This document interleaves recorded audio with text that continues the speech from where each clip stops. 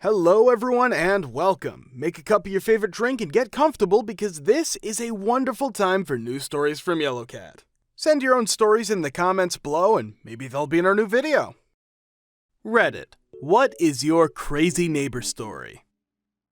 A few years ago, I lived in a bit of a tract home situation. In my cul-de-sac on trash day, everyone would line their trash cans up on the curb where the trash truck with the mechanical arm could easily get to them. My crazy neighbor would get upset if everyone didn't pull their trash cans in immediately after the truck came. Trash day was on a weekday, so I couldn't bring my cans in until after I got off work. Needless to say, this totally peed her off. It started with her just spinning the can around or moving it in front of my garage. Eventually, it escalated to her knocking it over or pushing it across the street into a small park. I'm at work, lady. What the H can I do about it? So eventually I had enough. I bought a tube of marine grease for my grease gun. For those who don't know, it's intense stuff. It's made to stand up to all conditions and difficult to get off your skin without a strong solvent like kerosene. So I lather up the handles and take the can out with a pair of gloves, then head out for work. When I came home, the can was moved a few feet, and sure enough, her stupid little hands had a big imprint in the grease. She never touched it again. I live next to three bro-type mid-20s guys who clearly all just found each other on Craigslist for a year a while back. Row home, so we shared a wall. I'm just gonna give them all names: Brad, Dave, and Sherman. Here are some highlights. Brad's girlfriend knocking on our door at 3 a.m. to have a fight with him and then barging into our house and falling asleep on our couch. Then he showed up and they had their fight in our living room, then she left, then he left and came back 5 minutes later with a bottle of whiskey and drank it by himself while he sat on our stoop in his tank top, basketball shorts, long socks, and sandals. Around 9 in the morning, I heard her waking him up by screaming his name at the top of her lungs about 5 times. He passed out on the stoop. Sherman and Dave showing up to a party at our house uninvited with a case of beer that turned out to be empty. They bragged about it to our other female roommate, who kicked them out. All 3 of them standing outside our houses whenever we had a party trying to get girls to come to their party instead. Brad crashing his dad's car into Sherman's car, which in turn crashed into our other neighbor's car. Everyone was in their car when this happened. First thing out of Brad's mouth, "Sorry dude, I was itching my balls." They all laughed it off, except for our other neighbor who called the cops. Brad getting a DUI for crashing his dad's car into Sherman's car, which in turn crashed into our other neighbor's car and dropping several N-bombs during his arrest. Brad defending his use of N because his black friend said it around him to the female black arresting officer. All 3 of them getting arrested for peeing off of their roof into their own backyard midday S-faced on Easter. They narrowly escaped being charged with exposing themselves to minors since they were in plain view of our neighbor's family gathering. Brad moved out after that, and the last time we saw him, he had one of those comfy toilet seats around his neck while carrying a box of his belongings, which were a lamp, a framed picture of himself graduating from high school, some socks, a weight, and a bottle of Head and Shoulders. Sherman making us cookies because they had a party and threw all of their trash into our backyard all night long because they ran out of trash bags. Dave sobbing in his room all night long. Dave getting banned from the local bar because he was on some unknown substance and repeatedly passing out in progressively stranger places and positions. Dave getting rebanned from the local bar when he had attempted to use a menu to obscure his face while having Sherman order. Dave sitting on our stoop drinking moonshine literally all morning while holding some sort of legal textbook and telling every passing woman that he was studying for his LSATs. False. Dave also tried this on my roommate's girlfriend and her mom, and when they just walked past him, leaving us momentarily together on the stoop before I closed the door, said, "Dude, can you believe chicks are falling for this?" Dave and Sherman arguing about whether Dave S himself. Dave falling off our roof and landing in our very large overgrown rose bush. Sherman getting into a fight/verbal argument with an old Chinese woman who had beaten him to a bookcase someone else on our street threw away. Sherman losing that fight. The 2 weeks in which Dave had a girlfriend and was clearly lying about his job/having a job. He would actually leave his house with her every morning in a shirt and tie, sweaty as F, drive her to work and come home, then leave again and come back with her. He would also make a big show of being a sober, healthy individual who, sometimes drank but never really got drunk and didn't really like how it felt. He usually gave you this speech while swigging from a gallon bottle of water and sweating profusely.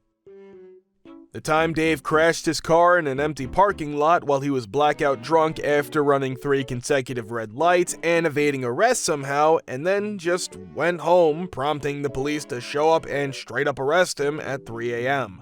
It was during this interaction that someone let it slip that this is like his umpteenth drinking-related arrest, and his girlfriend stopped yelling at the cops and started yelling at him while he just kept shouting some S about it just being mouthwash and for the cops to just get her home safe. I'll sort it all out, baby, I promise. Baby, why are you crying? Oh, babe. The second time Dave fell off of our roof, but this time he missed the bush and landed on the concrete and spent the next hour and a half crying like a baby for someone to come help him. Then he yelled at us for not getting there quicker. This was the day we realized we were on a first-name basis with several police officers. Sherman has his computer seized by the police. Sherman is arrested for corporate espionage, which obviously... Anyway, with Sherman moving on to better things, we now enter the Just Dave era. Some highlights. Dave forgetting which door was his about twice a week, Dave locking himself out almost every day somehow, Dave getting banned for the 3rd time from the local bar for trying to sneak in one of the many rotating underage good time party bros or drug dealers. This is also when we started actively effing with him because we knew he was moving out and that his landlord had sold the house to some young gentrifier. He was also allowed to see out his lease as long as there was no more damage, the place was a disaster at this point, and no major incidents of any kind. We put every speaker in our house up against our shared wall and played recordings of giant turtles mating and responded to his texts with, "Nah man, no one's home, not us," until he finally flipped out and called the cops, but we heard him doing it during the gap in the sound, so we called the cops and said the noise was coming from his place, hid the speakers, and left. He got a citation, and so somewhere in writing, he's been charged with playing animal mating sounds at a volume exceeding acceptable levels. I would pick up rocks from the construction site across the street and place them on his side of the stoop right in front of his door. Each night, I grabbed a bigger rock until one day there was essentially a piece of debris the size of a basketball just sitting in front of his door. My room is above the stoop, and every morning I'd been watching him move the rocks and becoming more and more frustrated. I did this for at least 2 weeks. In the morning when he saw the giant rock, he finally lost it. Flipped out, screaming, pacing angrily, whole 9. The invisible conspiracy I can't believe none of you sheep'll see kind of flip out. But then something truly amazing happened. He grabbed the giant rock and threw it directly at the facade of his house, which broke an enormous piece of some part of the building, not an architect, off. These are really old houses. This was definitely not a cheap or easy thing to fix. He just stood there staring at what he'd done and then just started slamming the rock into the steps, screaming F until he sort of fell across the sidewalk backwards and smacked his head into a parked car. The alarm went off and he went inside. About 20 minutes later, the cops showed up. 2 days later, he was gone. A bunch of old folks moved out and some new neighbors came in. They met us once to ask permission for barbecuing. That was literally the only time I saw them. They'd never come out. You'd never see them morning or evening. They were never at the local shop, and when they moved in, they had like 15 mattresses for a 4-bed house, which raised some red flags, but we didn't think much of it because they were quiet. Turns out they were running a brothel in there.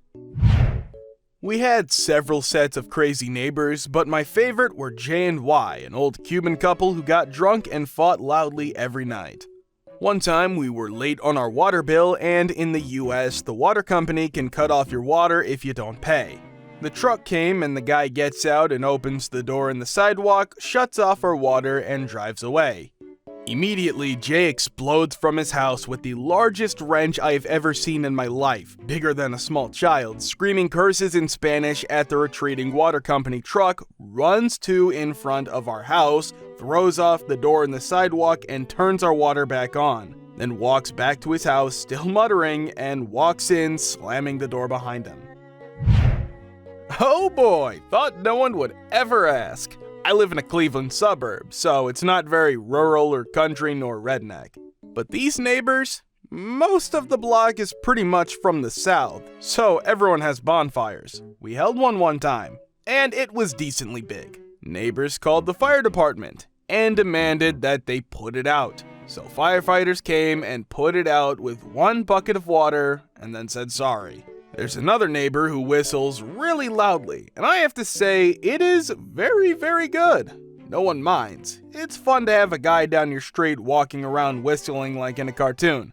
But some old cranky lady called in a noise complaint every day, and now there's no more whistling. That same neighbor would sit on his front porch watching football games on Sunday, and he would yell about the game to some other neighbors that lived about 10 houses down. You basically got the best commentary on games ever. Same old lady called in a noise complaint, and cops got so used to it that they just drove up saying, "Hey, what's up, neighbor's name? How's the game? Who's winning?" And the old cranky lady got even more peed. My neighbor came into my backyard when she thought we, university students, had gone home for the summer. I still lived in the house. In fact, I was sitting by the window when she entered our backyard. I thought nothing of it. I chalked it up to her looking for her cat. I went back to reading my book and completely forgot about her until I saw movements out of the corner of my eye some while later. She was walking out of my backyard with all our plants. She stole our garden. I was so astounded that I just sat there and stared at her. I never even tried to stop her. When I was a kid, we had a neighbor who drank all the time. He would even drink and drive. One time, he hit our house when pulling into his driveway and just left his car in the front yard against the house. He then told police that my dad drove the car into our house. The guy was arrested. A week later, the police raided his house and he was sent to jail. Thank you for watching. Thank you for subscribing, the likes, and the comments. See you in the next video.